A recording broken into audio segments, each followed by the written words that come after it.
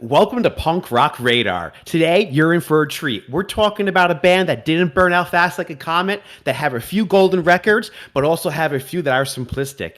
Most of their songs are good, but they do have a few that are the bad and the Argyle ones. Try to hold back your maniacal laughter as they tell us how they spent their summer vacation as hopeless romantics. So let's push past these ghosts on the boardwalk and set our anchors away, John, as we set sail into the bouncing souls.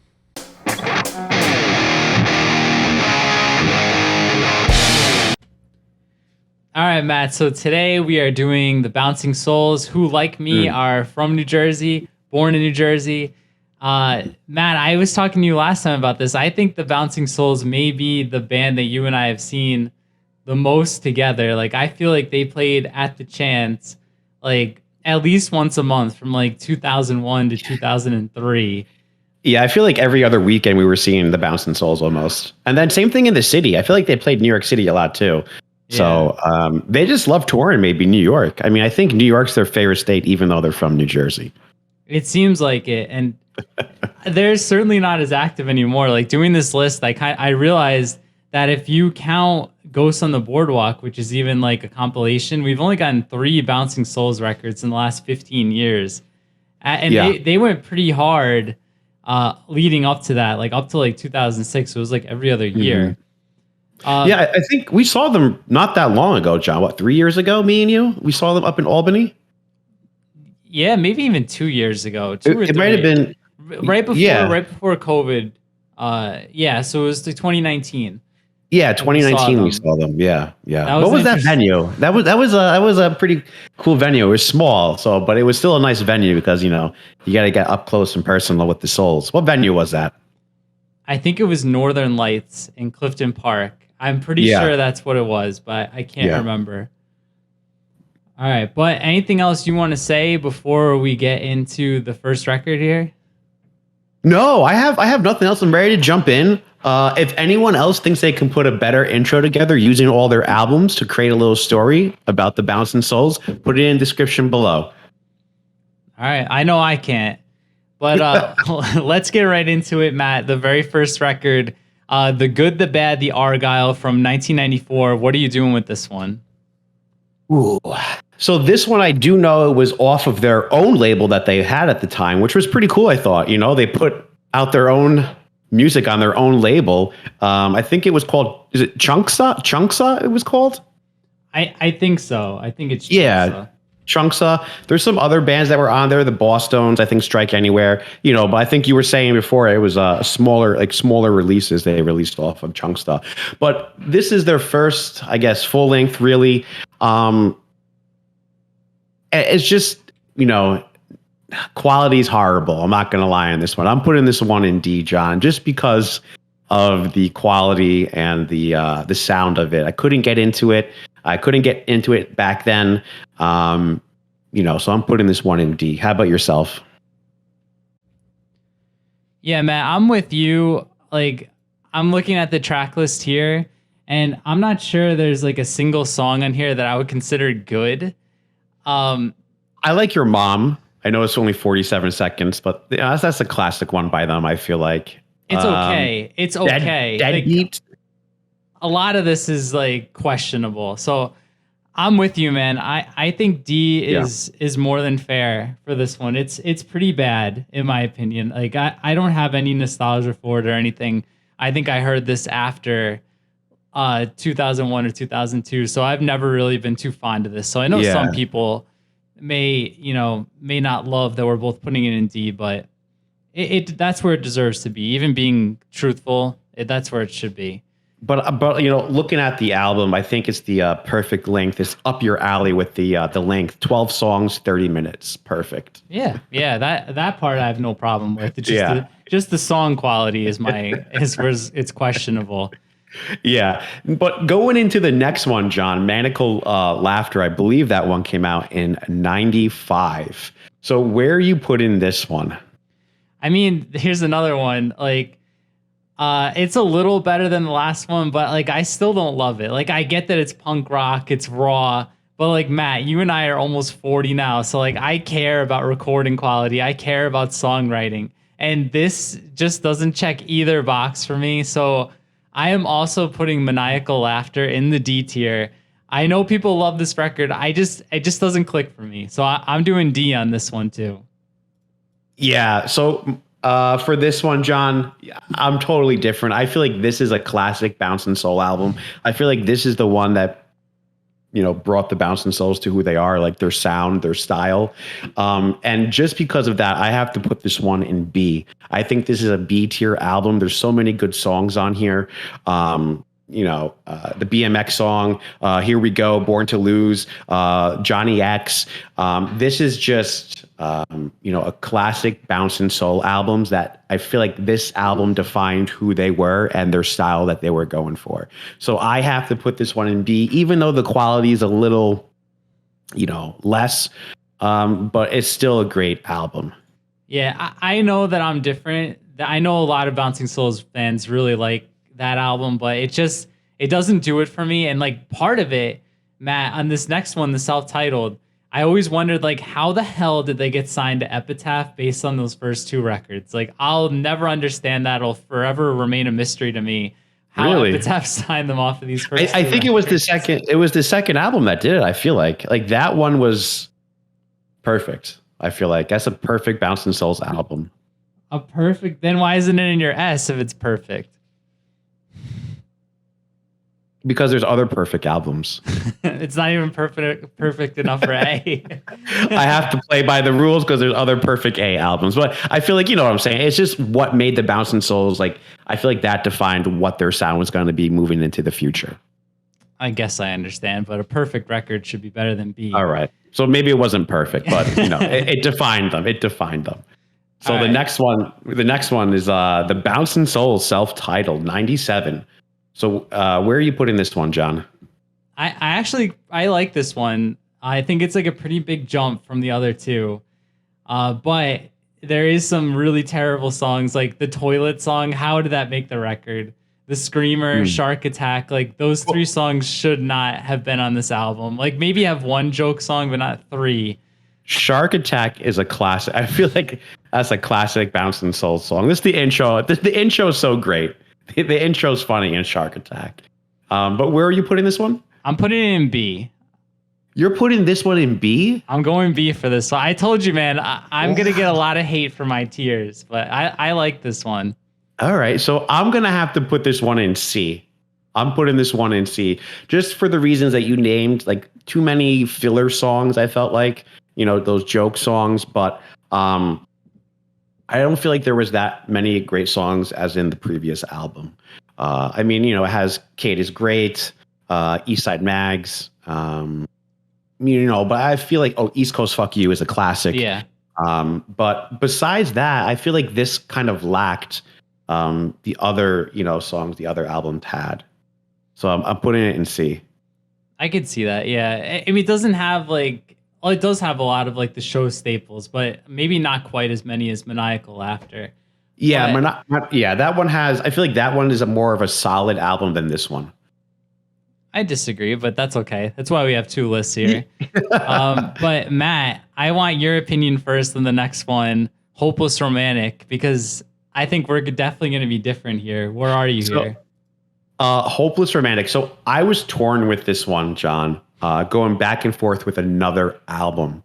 But I have to put this one in S tier. I think Hopeless Romantic is an S tier album. This was their first great album they put out was Hopeless Romantic. The album is solid. I mean, Hopeless Romantic, 87 Kid, Fight to Live, Olay. I just love the Olay song because every time I hear it, it reminds me of when we're at a concert and the Souls were done playing or, the Souls haven't come on yet. And, for the encore, everyone just starts chanting Olay to get them to come back out and play another song. So I just feel like Hopeless Romantic together is their first, great album they made. And I'm putting that one in S. I thought so. And Matt, this is the point where nearly everyone's going to tune out because I'm putting this in the C tier. I think this is one of the most overrated punk rock records of all time. I do. I I think Hopeless Romantic, the song, is good, but Bullying the Jukebox is terrible. Monday Morning Ant Brigade is terrible. Like this band is like 10 years into their career and they're still making these terrible songs and still putting like quite a few on each record. Like I don't see why people love this one so much. I've never loved Olay either. I remember this one time we were in the city and I had this crazy migraine and everybody was just chanting Olay for like an hour after the show, and it just made me despise that song even now.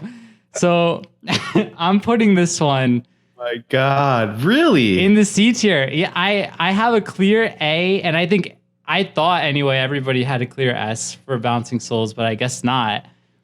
I have my clear B, A, and S, so I'm going C with Hopeless Romantic. It's not in my top 6 Bouncing Souls records. Wow, I'm shocked by that, John. I thought you would have had this one at least like a B or an A, but a C. That's kind of disrespectful. What was the other album you caught heat for putting down so low that I had up pretty high? I think it was Generator. Yeah, it might have been Generator, or I think it was Against the Grain. One of those two. Yeah. So you're gonna catch heat for this one. This is just I think a staple, a classic Bounce and Soul album in the punk scene. So that's agree. why I have to put this one in S, just because of that. But I'm curious now, where are you going to put the next one, John? The next one I do believe is How I Spent My Summer Vacation. Yeah, man. Like this one, I'm going with like the norm. Like this sounds like a completely different band to me. Like this is one of my favorite records of all time. Like it almost made it onto my top 10 album list, and you're probably just as surprised as I am the first time I heard this, because you could see I wasn't a huge Souls fan up into this, but like those first 5, maybe 4 or 5 songs like are all in like my top 10 Bouncing Souls songs, and then you close it out with Gone, which is like another one of my favorite Bouncing Souls songs. Like this is one of the easiest decisions I've ever had to make on our tier show. This is an easy S tier for me. Yeah, John, there's no arguing there with you. This is such a solid album. I know I say that a lot, and I said it about Hopeless Romantic, but this one is better than Hopeless Romantic. This one, I can listen to front and back and not skip a song. This is an S tier all the way through and through. And I don't think there's any arguing about that. This is probably their best album. Yeah. If it's not, Matt, this is where you and I are different. I go back and forth whether or not my favorite album is How I Spent My Summer Vacation or Anchors Aweigh. I can go either way. Like I think both of these are awesome records. Like the first 4 on this one too. I don't skip any. Those are all awesome songs. And then like later on you get Better Days, you get Anchors Aweigh the song. Like Matt, this 1-2 puncher for you, 1-2-3 punch of Bouncing Souls records is like pretty crazy. And we were talking about it. We have to do like top 10 album stacks where like the band puts out like album A, album B, album C all in a row and they're all awesome, like top 10 stacks. But this for me would probably be on there. These two are easy S tiers for me. Anchors Aweigh and How I Spent My Summer Vacation. Yeah, so this is the one that I was struggling with Anchors Aweigh and Hopeless Romantic. And I had Anchors in at, S, but then I listened to Hopeless Romantic more and more, and I felt like just because of how that's a classic album by the Bouncing Souls, I had to put it in S out of respect. But I'm putting this one in A. If I could put another one in S, it would be Anchors Aweigh. But, following the rules, I'm keeping this one in A. I also feel like this album probably has the best vocals for Greg. I think Greg sounds the best in this album. I feel like his vocals are the best in this album right now. Yeah, I agree with that too. The vocals on this are awesome.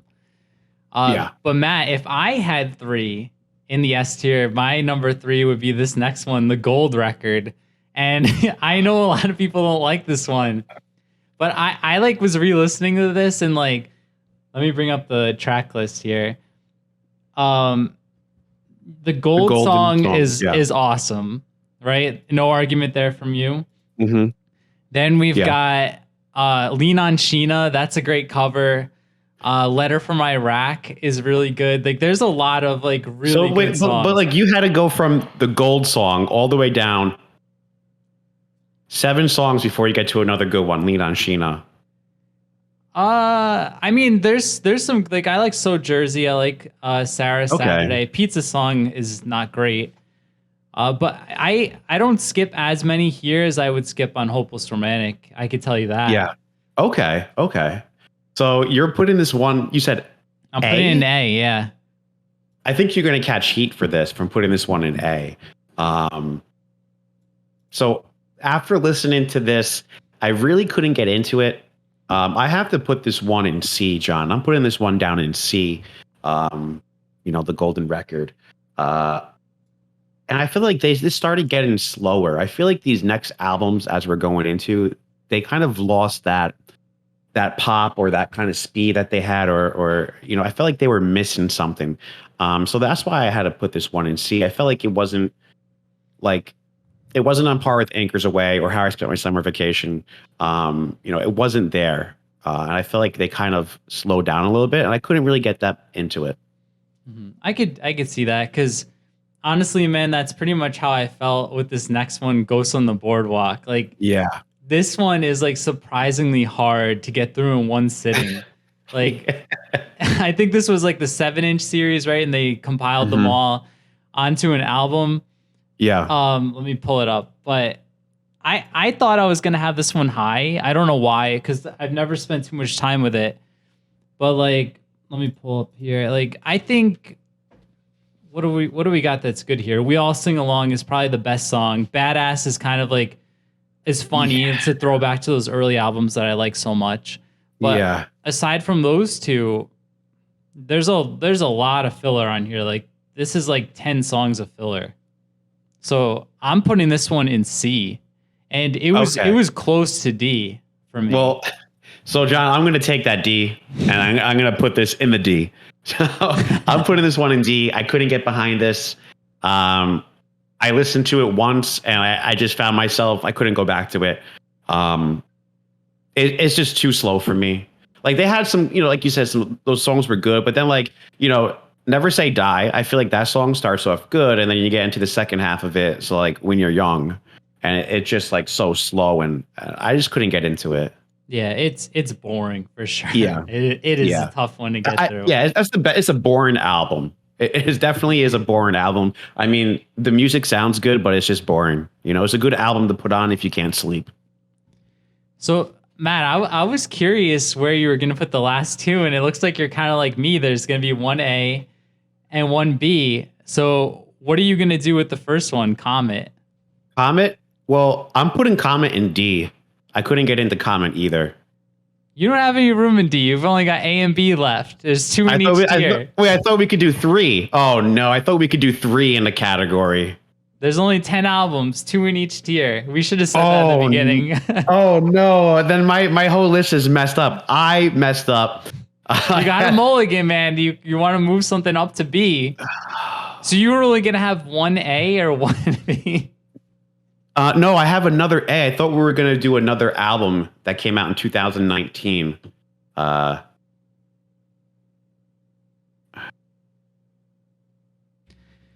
right, guys. Sorry for that rough cut. Matt and I didn't really talk about this beforehand. We're only doing the 10 full-length albums, and it was going to be 2 in each tier. But Matt thought we were going to do Crucial Moments, and so he was going to have 11, so he has 3 in D. So instead of recording this all over again, we're just going to let Matt have his 3 in the D, and he's going to have, I guess, only 1 in A or B. So Matt, there you go. Yeah, that's my list. What do you want to say about Comet? Comet, I couldn't get into. I felt like it was another like slowed down Bouncing Souls album. I felt like. I know Baptized is a great song off of there, but after Baptized, I just couldn't get into it. I couldn't get into it after Baptized. I thought everything else was going to sound like Baptized, and it didn't. I agree with you 100%. Baptized is definitely the best song on here, but I also like DFA. Like, I think there's some. Yeah. I think I may have botched this too. I may mulligan here. Mm-hmm.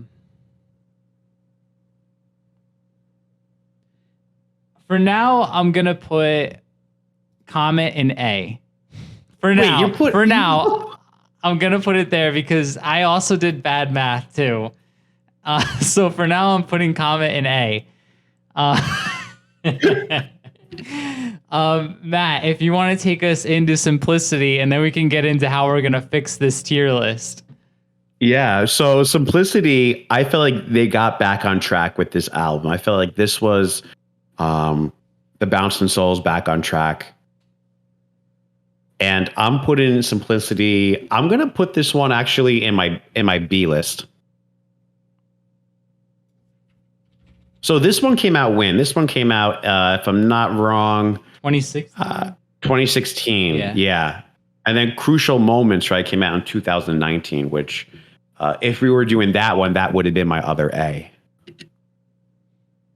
All right. Matt, I'm actually going to leave my list as is. I'm going to suffer the consequences because I like Comet better than I like this one. Like You're saying Comet is better than Hopeless Romantic and Laughter? I'm sticking to my list, man. I don't like to use mulligans. I like to go with my gut. So that's going to be my list, just like that. I feel like Simplicity, they're trying too hard to replicate the early 2000s sound that they have, but it didn't quite work. I mean, I Want to Be Bored is good. Euphoria is good. I'm okay with B. Like, I know people are going to scream that I have this higher than Hopeless Romantic, but I mean, so be it. This is what my intuition had me do. So I'm leaving my list. Matt, how are you going to salvage your list over here? I'm leaving it as it is, John. All right. Or do I have to? Yeah, I'm going to leave it as it is. So, like, if I had to salvage this, I would have the 3 in D. I would also have Crucial Moments up in A if we did that one. And I would have actually another S tier. And we did talk about this one, but I'm going to say that the other S tier album that the Bouncing Souls have is the BYO Split Series, Volume 4 with Anti-Flag. And I would say that might be the best BYO Split Series is the Bouncing Souls Anti-Flag. And the Bouncing Souls songs on this album, I would say, are probably some of their best, like Punks in Vegas, No Security, That's Youth, We're Coming Back, Less Than Free. And I think there's one more. Was it Brian's Laminate or something like that? Or but those are some of their best songs that they've written is off of that Split Series, and that would be up there as S if I can do that one as well. Yeah, see, I would put that in A, easy. I completely forgot about that one. That split is awesome. That would be an easy A for me. It would knock Comet down to B, and then I would put Crucial Moments in B or C. I like that one too. I would probably go A for the split, B for Crucial Moments, and then I'd move Simplicity down to C. And I wish, like, do bands still do splits? What was like the last split that came out? I don't even think bands really do that anymore, do they?